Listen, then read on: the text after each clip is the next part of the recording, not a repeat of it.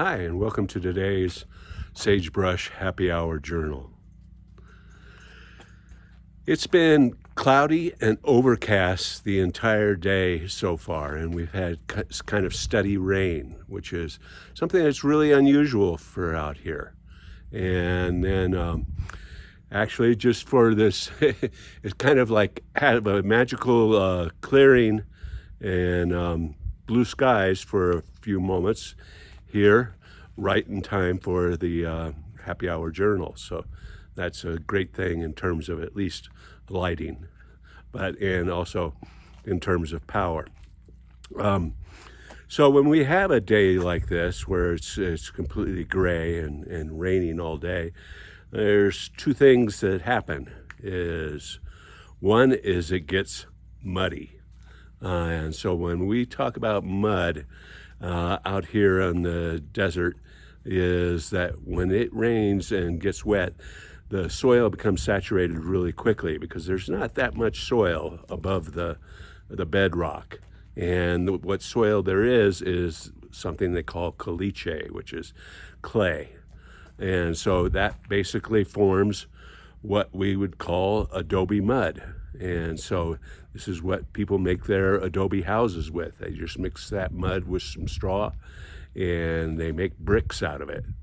And so the thing is that when it's wet, it's sticky and it's slick at the same time, and it's easy to get stuck, even with four-wheel drive.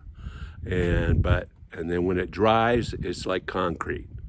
And that's actually why I've called my truck Stucco the Truck, because it's coated with the adobe mud, and every time it gets really muddy out, even in four-wheel drive, it seems to get stuck.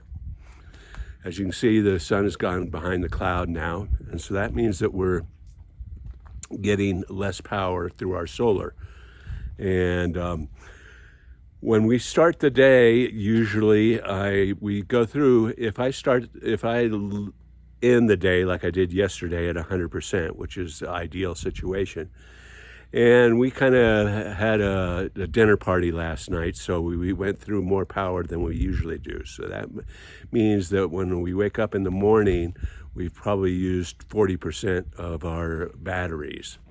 And so then, and surprisingly, you'll find that a lot of your energy use is in the morning when you cook your breakfast and you throw things in the microwave and run the dishwasher and that sort of thing, is in the mornings when you use a lot of power. So we didn't gain any power from our solar panels today at all.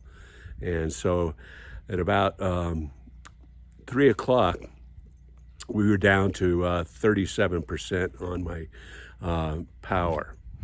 And so if we tried to go overnight with that, that would mean that we would have no power in the morning. So that's when I go ahead and supplement our solar with the generator. And I have a magic number, which is 66%. And so if we get up to 66% with the generator and any generated solar, then I can turn off the generator and then let the batteries run through the night. So we'll run through that 40% again. And then when I wake up in the morning, I'll have 20% on those batteries. And if you get down below 20%, if you get below 10%, then you start to worry that that you're going to lose power, and then you basically, just the inconvenience of having a power loss, and then you start the generator again and get the batteries charged. But in general, I don't like to let the batteries go below 20% in the morning. So I've got the generator running, and we're hoping for a little bit more sun to help that out, and we'll get through the night with 20% power in the morning, so I can have a nice hot coffee and throw some stuff in the microwave. And that's our journal entry for today. Cheers.